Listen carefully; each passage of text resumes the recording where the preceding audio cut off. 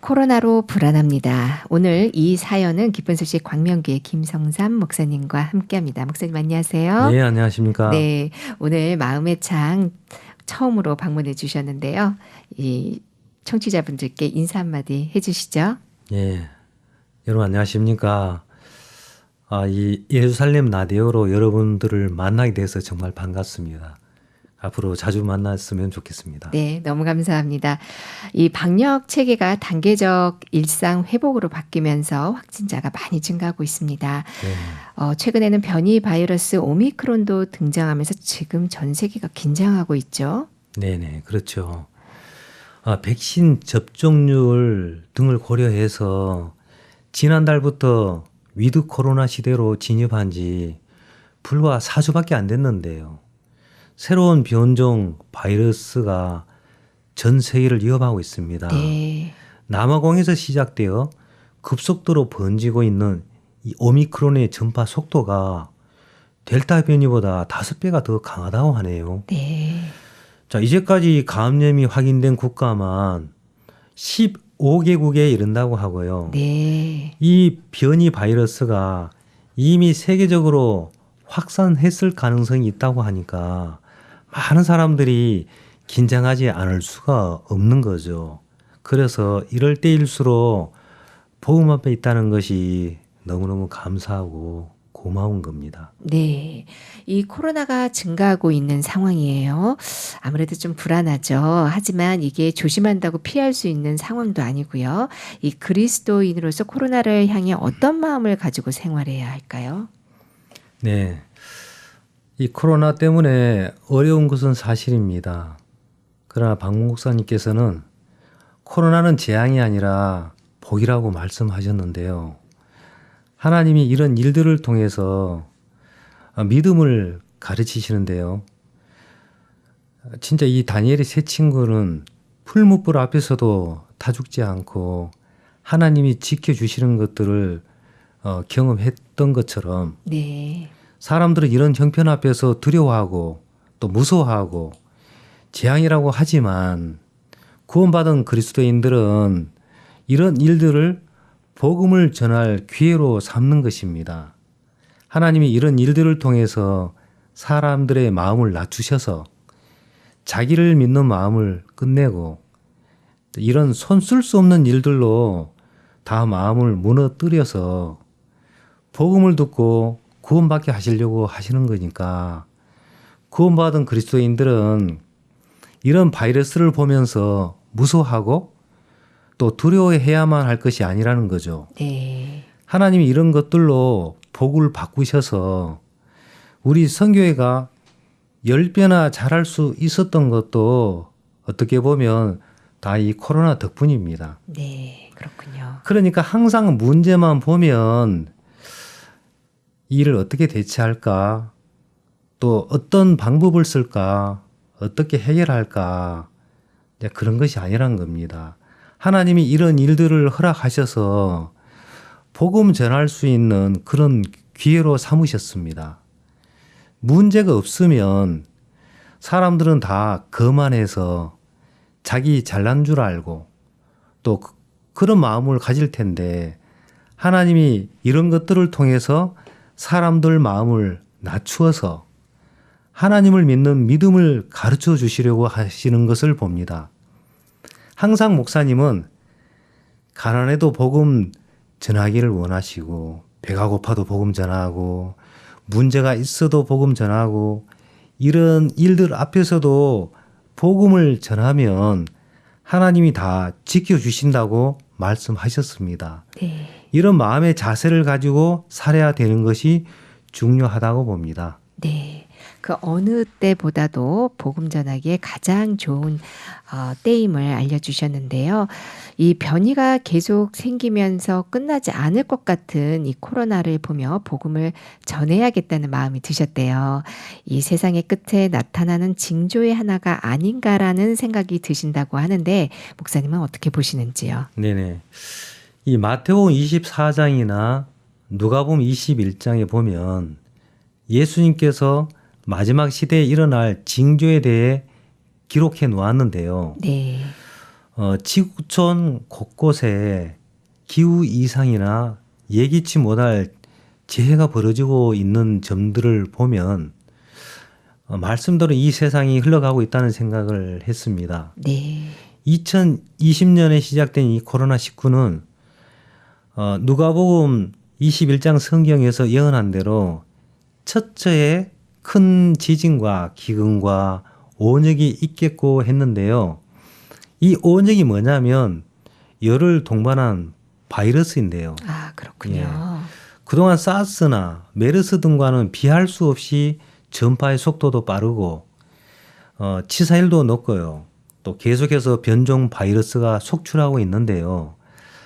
하나님은 이런 시대적 징후를 통해서 우리 마음을 깨우고 또 복음 전하는 일에 온 마음을 쏟도록 기회를 주신다는 마음이 듭니다. 네, 그렇군요. 마태복음 24장 14절에는 이 천국 복음이 모든 민족에게 증거되기 위하여 온 세상에 전파되리니 그제야 끝이 오리라 하셨는데요. 네. 코로나 이후 전 세계 661개 방송사를 통해서 하나님께서 수많은 사람들에게 복음을 전할 수 있도록 길을 열어주셨습니다. 네. 우리 형제 자매들도 그전에는 뭐 다소 느슨한 마음을 갖고 언젠가 주님이 오시겠지, 또 종들이 전하면 되겠지 하는 마음 없잖아 있었는데요. 코로나 이후 전 세계 복음이 전파되는 것이나 이스라엘의 복음의 문이 열리는 소식들을 접하면서 특히 이 대학생이나 청년들도 그 이전에 신앙생활을 등한히 했었는데요.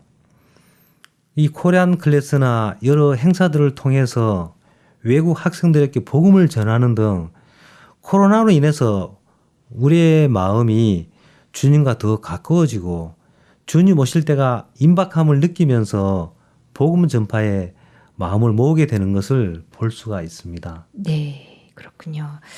이 주위 사람들에게 빨리 복음을 전해야겠다는 생각으로 마음이 급하시다고 합니다. 이 복음을 믿음으로 전해야 할 것 같은데 불안하고 이 급한 마음으로 복음을 전해도 되냐는 질문을 하셨어요. 이 믿음이 주는 담대함 없이 이 불안한 마음으로 복음을 전해도 될까요? 예, 이 질문에 대해서 저는 이렇게 말하고 싶습니다. 요한복음 4장에 보면 예수님께서 사마리아 여자와 만나는 장면이 있는데요. 사마리아 여자가 물을 길러 왔음에 예수께서 물 좀 달라 하시니. 자, 예수님이 여자를 보고 첫 번째 하신 말씀이 뭐냐면 물 좀 달라였습니다. 네. 처음부터 제사함에 관한 이야기 한 것도 아니고요. 물 좀 달라 하시더란 거죠. 그러면서 점점 여자와 대화가 되면서 여자가 변하는 것을 볼 수 있습니다. 네.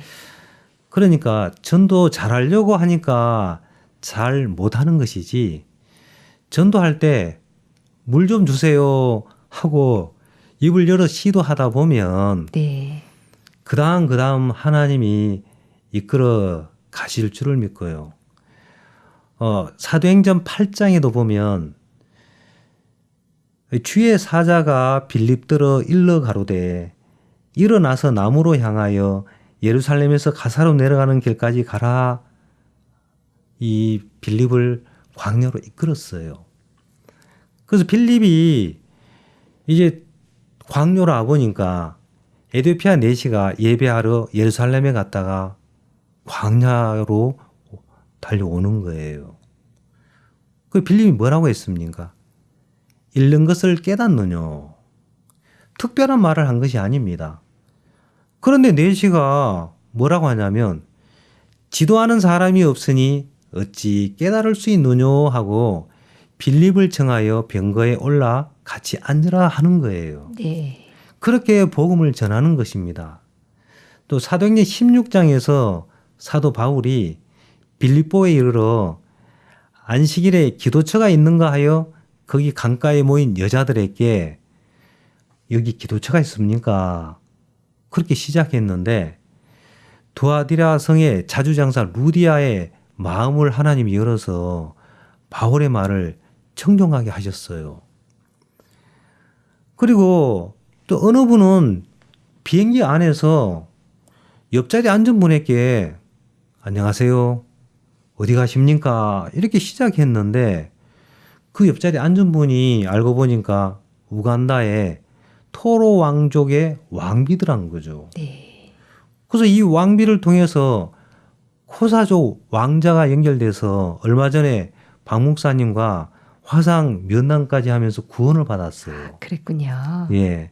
그런데 전도가 특별하거나 뭐 더 잘하고 못하고 그런 것이 아니라 입을 연 것밖에 없는데 하나님께서 일을 하시는 겁니다. 네. 작은 것에 우리가 시도했느냐에 따라 거기에 뭐 엄청난 결과가 나타난다는 겁니다. 아, 그렇군요. 예. 얻고 못 얻고는 그런 사람의 영역이 아니에요. 그것은 하나님의 영역입니다. 네. 우리가 어찌 한 사람의 마음을 바꿀 수 있겠습니까? 하나님은 사마리아 여자나 루디아나 에디오피아 넷이나 하나님이 준비하신 사람들 앞에서 우리가 입을 열어서 시도하는 그것을 원하십니다. 네. 너는 때를 얻든지 못 얻든지 말씀을 전파하라 하신 것처럼 때를 얻어서 시도하려고 하는 것 말고요. 때를 얻든지 못 얻든지 말씀을 전파하라 하셨어요. 만약에 예수님이 피곤해서 우물가에서 입을 다물고 계셨다면 사마리아 여자가 어찌 구원을 받았겠습니까? 네.